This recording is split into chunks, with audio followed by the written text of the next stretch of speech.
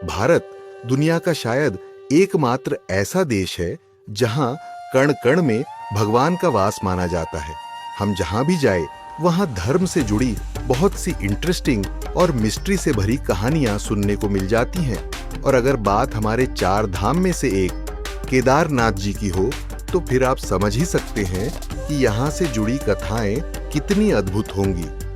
शिव महापुराण के अनुसार केदारेश्वर लिंग हिमालय पर स्थित है, जो भगवान शिव के 12 ज्योतिर्लिंगों में से एक है।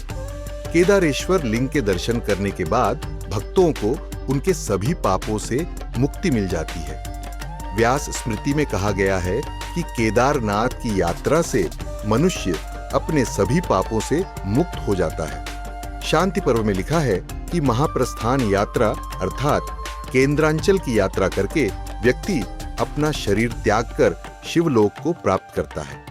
वन पुराण के अनुसार कृष्ण पक्ष की चतुर्दशी को केदारखंड में स्नान करने और केदारनाथ मंदिर के दर्शन करने से भक्त अपने सभी पापों से मुक्त हो जाते हैं और स्वर्ग को प्राप्त करते हैं। केदारनाथ जी को जागृत महादेव भी कहा जाता है। हम इसके बारे में भी बात करेंगे। आज हम ऐसी कई कहानियों के बारे में बात करेंगे जो भगवान महादेव शिव शंकर के पावन धाम केदारनाथ से जुड़ी हुई हैं। ऐसी ही एक कहानी के अनुसार भगवान विष्णु के 2 अवतार नर और नारायण ने भारत खंड के बद्रिकाश्रम में मिट्टी से बने शिवलिंग के सामने घोर तपस्या की थी। उनकी भक्ति से प्रसन्न होकर भगवान शिव उनके सामने प्रकट हुए और कहा कि वे वरदान मांग सकते हैं। नर और नारायण ने शिव से केदारनाथ में ज्योतिर्लिंग के रूप में स्थायी निवास करने का अनुरोध किया, ताकि शिव की पूजा करने वाले सभी लोग अपने दुखों और पापों से मुक्त हो सके। एक और पौराणिक कथा के अनुसार कुरुक्षेत्र युद्ध के बाद पांडव बहुत दुखी थे, क्योंकि उन्होंने अपने ही रिश्तेदारों, भाइयों और ब्राह्मणों की हत्या की थी, जिसे गोत्रवध कहा जाता है, और खुद को इससे मुक्त करने का रास्ता ढूंढ रहे थे। इसलिए व्यास ऋषि जी के कहने पर वे भगवान शिव की तलाश में निकल पड़े। लेकिन भगवान शिव उनसे मिलने के लिए तैयार नहीं थे, क्योंकि वे युद्ध की अन्यायपूर्ण घटनाओं के कारण उनसे नाराज थे। इसलिए भगवान शिव बैल का रूप लेकर गुप्तकाशी चले गए। लेकिन पांडवों ने हार नहीं मानी और उनका पीछा गुप्तकाशी तक किया। पांडवों ने तुरंत पहचान लिया कि बैल के रूप में भगवान शिव ही हैं। भीम ने बैल की पूंछ और पिछले पैरों को पकड़ लिया। बैल रूपी महादेव गुप्तकाशी से जमीन में गायब हो गए, लेकिन बाद में शिव भगवान 5 अलग अलग रूपों में प्रकट हुए। केदारनाथ में बैल का कुबड़ प्रकट हुआ, नाभि मध्य महेश्वर में निकली, 2 अगले पैर तुंगनाथ में, मुख रुद्रनाथ में और बाल कल्पेश्वर में निकले। पांडव 5 अलग अलग रूपों के दर्शन करके बहुत प्रसन्न हुए और शिव की पूजा के लिए 5 स्थानों पर मंदिर बनाए।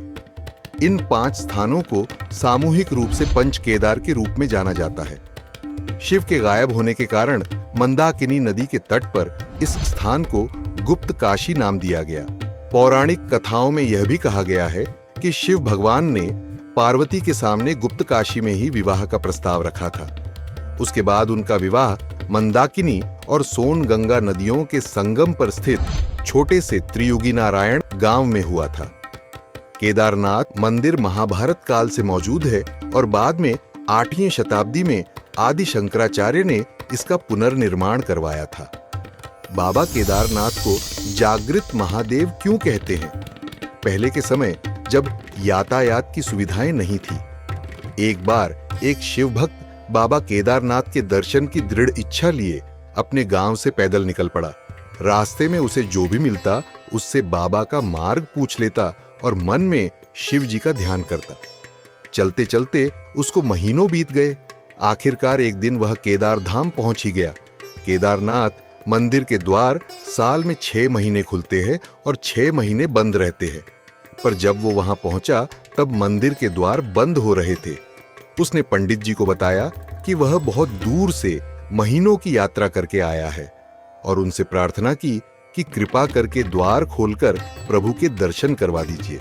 पंडित जी बोले, भाई नियम तो नियम है, द्वार एक बार बंद हो गए तो फिर 6 महीने बाद ही खुलेंगे।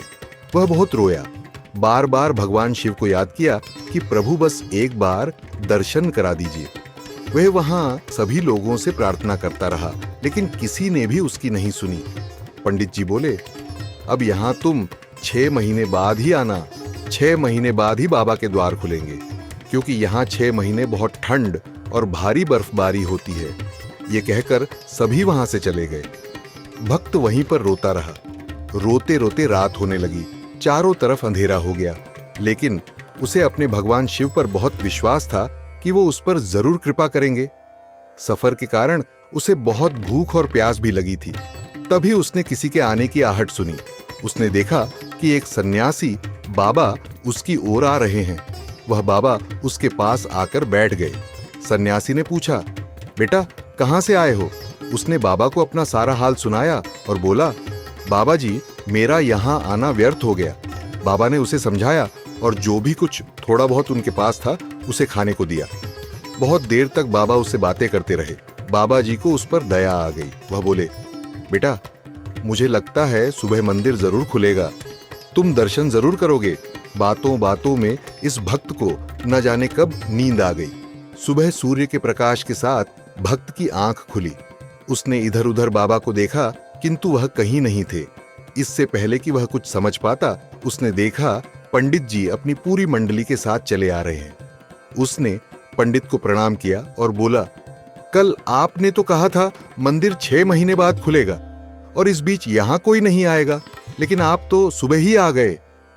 पंडित जी ने उसे गौर से देखा और पहचानने की कोशिश की। पंडित जी ने पूछा, क्या तुम वही हो जो मंदिर का द्वार बंद होने पर आए थे और मुझे मिले थे? 6 महीने होते ही तुम फिर वापस आ गए। उस आदमी ने आश्चर्य से कहा, नहीं पंडित जी, मैं कहीं नहीं गया। आप कल ही तो मिले थे। रात में तो मैं यहीं मंदिर के बाहर ही सो गया था। पंडित जी हैरान हो गए और बोले कि मैं तो 6 महीने पहले मंदिर बंद करके गया था और आज 6 महीने बाद आया हूं। तुम 6 महीने तक यहां पर जिंदा कैसे रहे? पंडित जी और सारी मंडली हैरान थी।